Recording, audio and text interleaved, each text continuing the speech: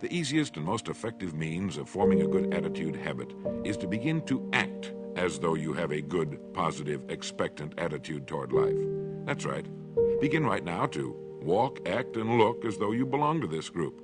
If you're already in the top 5%, you'll know what I mean. If you've never tried it, you'll be amazed at what happens. Actions trigger feelings, just as feelings trigger actions. Now, let me tell you of a little test you can make which will prove beyond any shadow of a doubt that a good attitude can change a person's life as dramatically as walking from a darkened room into the bright, clear light of day. Not long ago, I read a line which went, "Life is dull only to dull people." This is true, but it also could have read, "Life is interesting only to interesting people," or "Life is successful only to successful people." And what I'm trying to say is that you must first become, mentally, from an attitude standpoint, that which you wish to achieve. A famous restaurateur was being interviewed by a reporter who asked, "When did you become successful?" He replied, "I was successful when I was sleeping on park benches, because I knew what I wanted to do and that I would do it."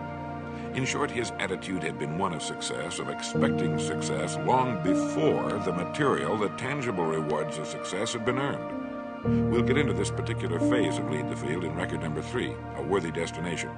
But for now, remember that a person must act, look, and because of these things, feel successful before the success he seeks can come. Chances are you know people who seem to be what others call lucky. All kinds of good and wonderful things seem to happen to them, and they give the impression of happily sailing through life, having a wonderful time, and getting more accomplished in a year than most people do in 5. This has been figured out fairly scientifically, and if anyone will conscientiously go about the test I'm going to recommend, and stay with it every day for the next 30 days without fail, that person can join this small, happy, and extremely productive group of people. He'll find himself becoming lucky, as they say, and most of his problems will pretty well take care of themselves. Of this you can be sure. The results will be nothing short of amazing. Now, it makes no difference how good a person's attitude has been in the past. Anything can be improved upon, and it's the small refinements upon something already good that makes it great. So here's the test. For the next 30 days, act toward the world, everything and everyone with whom you come in contact, with the attitude which represents the kind of results you want to achieve. That is, if the result you want is more success in what you're doing, act as though you are already in possession of the success you seek. If you want others to treat you with admiration and respect, treat others with admiration and respect first. Have you ever stopped to think of this?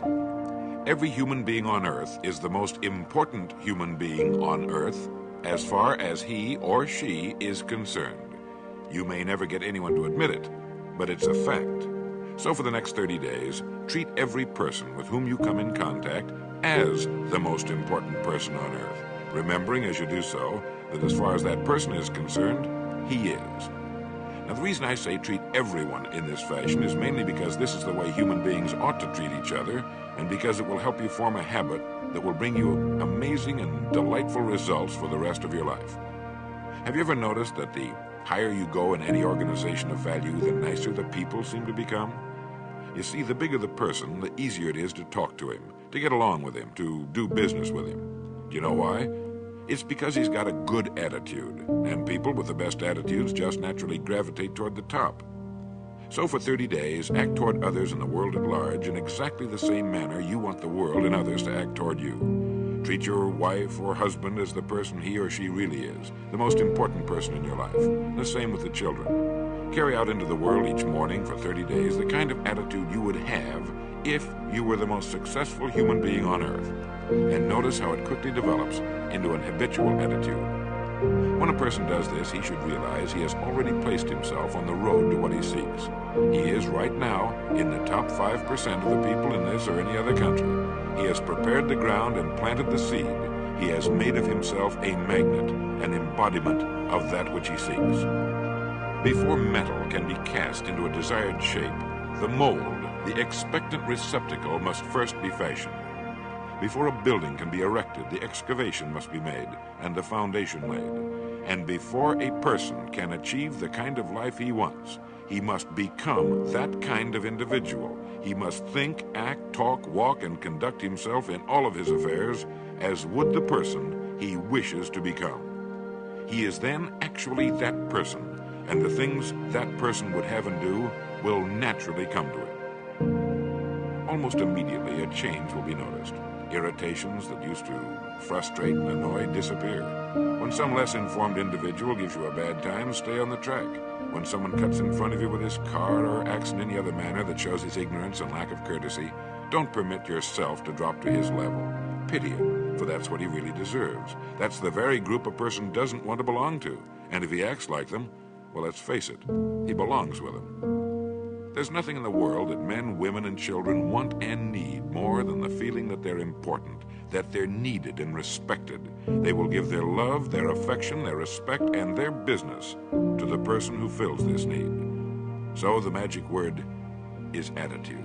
And in summing up, a few points to keep in mind. 1, it is our attitude at the beginning of a task which, more than anything else, will affect its successful outcome. 2, it is our attitude toward life which determines life's attitude toward us. 3, we are interdependent. It is impossible to succeed without others, and it is our attitude toward others which will determine their attitude toward us. 4, before a person can achieve the kind of life he wants, he must become that kind of individual. He must think, act, talk, walk, and conduct himself in all of his affairs as would the person he wishes to become.